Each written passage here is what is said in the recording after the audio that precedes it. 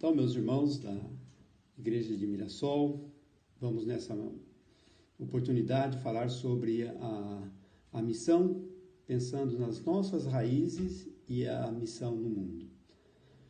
Quando me refiro a raízes, não é necessariamente aquilo que sustenta uma árvore, uma planta, mas pensando em termos de uma base de sustentação, pensando também no sentido de firmeza, no sentido de fonte de alimentação e de vida. Assim como nós sabemos que essas são as funções da raiz de uma planta.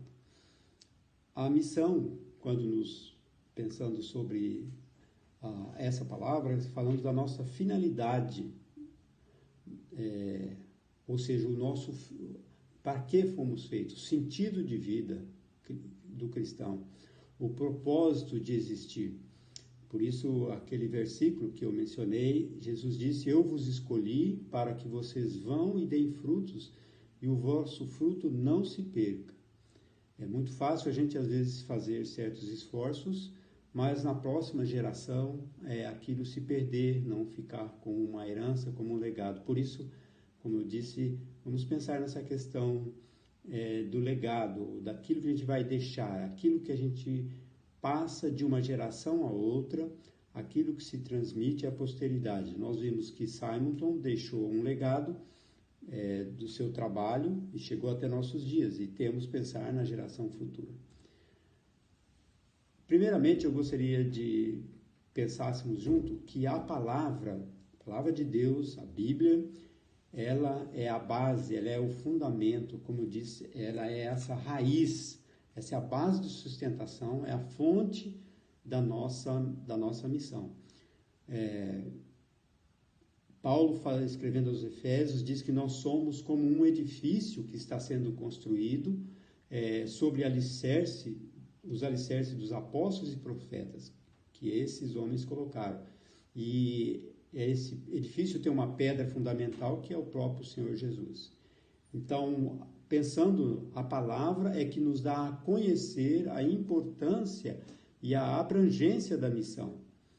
E também nos ensina a reconhecer o nosso papel como igreja na missão que Jesus nos deixou.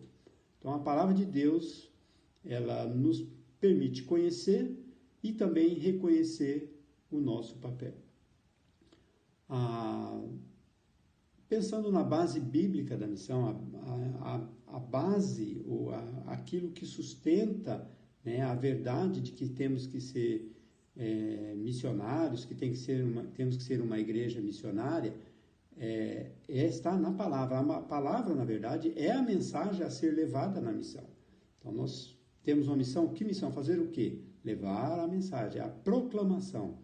E o propósito maior não é proclamar a nossa denominação ou as nossas habilidades, pensando no missionário, né, como ele pode, tendo certas habilidades e treinamento, desempenho. Também não é isso.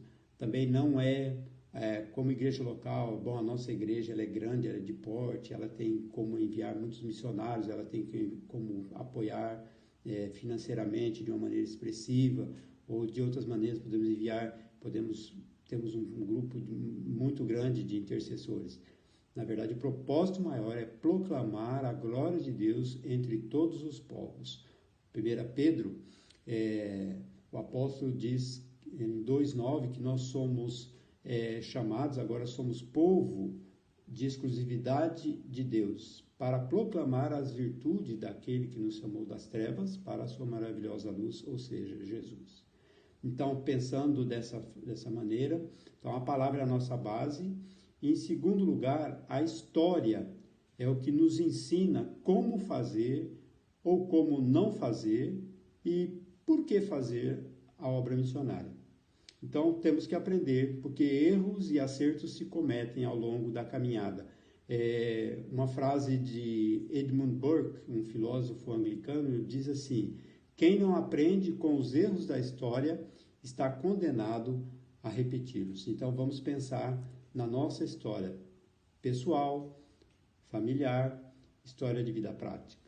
Vamos pensar dessa maneira e como podemos ser mais efetivos.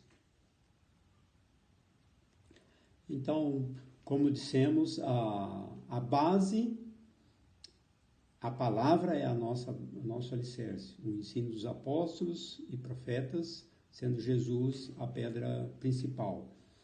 E, em segundo lugar, a nossa história, ou a história em si.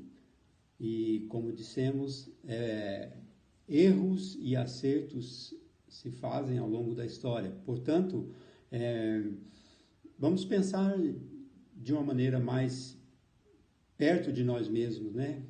Essa questão da história. Primeiro, nós temos que pensar na nossa história pessoal. Como pessoa, como indivíduo, Deus nos trata dessa forma. Então, as nossas escolhas, pensando na nossa história pessoal, definem o nosso futuro. Então, na vida, nós escolhemos, nós temos oportunidades e opções de escolha. Então, mas elas, lembrando que sempre elas definem o nosso futuro. Em segundo, pensando na história, também temos uma história familiar, ou seja, nós temos as nossas heranças familiares, do lugar onde nascemos, da tradição, da família, de onde viemos e assim por diante. Então, o histórico familiar, pensando nesse aspecto da missão, as nossas heranças, não em termos financeiros ou propriedades, mas as nossas heranças familiares, elas interferem na nossa missão. A história pessoal, ela define o nosso futuro, porque a gente, como indivíduo, faz escolhas, mas o histórico da nossa familiar interfere na nossa missão. Às vezes alguém que, num certo ambiente, ele vai ter o papel na missão de uma outra maneira, com alguém que teve cresceu em outro ambiente, assim por diante. E a história também na vida prática, ou seja, a vida cristã, ela consolida o nosso testemunho. Nós somos chamados para testemunhar. Nós só pregamos o que vivemos, ou seja, o nosso testemunho realmente efetivo, aquilo que realmente passamos como testemunho, é aquilo que nós vivemos na prática, na nossa vida. Portanto, é assim que funciona essa questão da história pessoal, familiar e de vida prática. Em terceiro lugar, nós temos o serviço. Então, uma vez que Deus nos deu, nós temos uma base, que é a palavra, que é o Senhor Jesus, que nos motiva, que é o nosso, aquele que nós imitamos. Depois nós pensamos na história de onde nós viemos, da família e daquilo que nós estamos vivendo da vida cristã. E agora vamos botar em prática, então, tudo isso. É o que eu defino como serviço, em terceiro lugar. E lembrando uma frase de Jesus lá em João 17, quando ele orou pelos seus apóstolos, ele diz assim: Pai, eu te glorifiquei na terra, completando a obra que me deste para fazer. Jesus estava se referindo, então, ao serviço, a maneira como ele serviu ao Pai, glorificando a Deus. Lembra que nós falamos que o nosso objetivo maior, né, é a glória de Deus entre todos os povos. E Jesus glorificou completando a obra que Deus deu para ele fazer. Isso nós temos certeza. Jesus viveu, morreu, mas ressuscitou, então ele completou, ele foi recebido na glória, e de lá ele agora nos comanda, nos dá direcionamento e força. Jesus disse, né? Recebereis a virtude do Espírito Santo e sereis testemunhas. Então, pensando no serviço, nesse aspecto, nós temos também algumas partes do trabalho que nós temos a fazer. Nós temos a nossa parte também na história. Interessante que Deus nos dá essa oportunidade de se inserir na história. Agora, é preciso fazer parte da história para fazer história. Ou seja, é preciso nós termos um engajamento pessoal, né? Às vezes até mesmo familiar, envolver a nossa família, e um engajamento de vida mesmo, de compromisso com Deus pessoal, com Deus, aquele aspecto da vida prática, para que a gente faça então história. É preciso fazer parte dessa história para fazer a história que queremos, e é isso que Deus espera de nós. Então, que Deus nos abençoe assim. Nós temos então um fundamento, que é a palavra. Nós temos uma história que nos segue, que nos foi deixada como legado, que também vamos deixar como legado às próximas gerações. E, em terceiro lugar, então, o nosso serviço. Primeiramente, pensando no nosso serviço a Deus.